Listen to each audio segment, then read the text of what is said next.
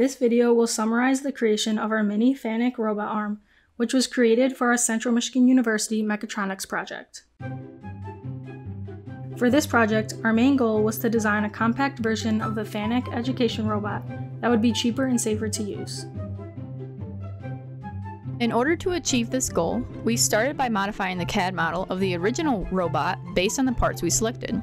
The main components include servo motors, servo horns, bearings, flange couplings, and electromagnet. Once we were certain the design was to fit, we began printing the final mini FANUC parts.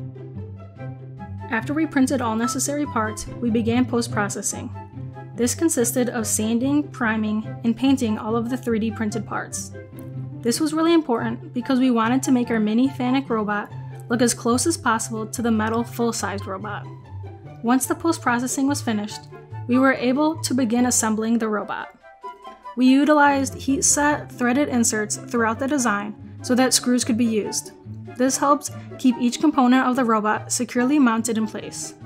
We also used pressed fit bearings. The bearings are used to support the joints and relieve stress from the motors.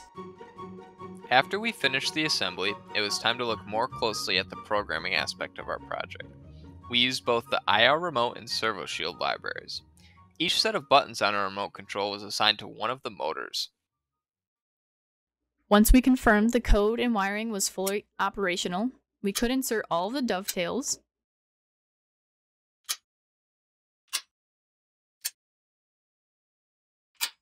and thus the robot was complete.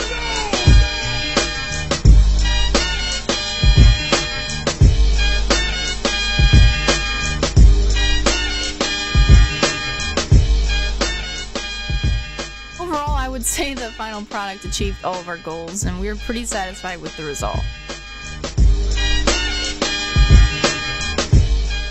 And here you can see we compared our final product to the original model.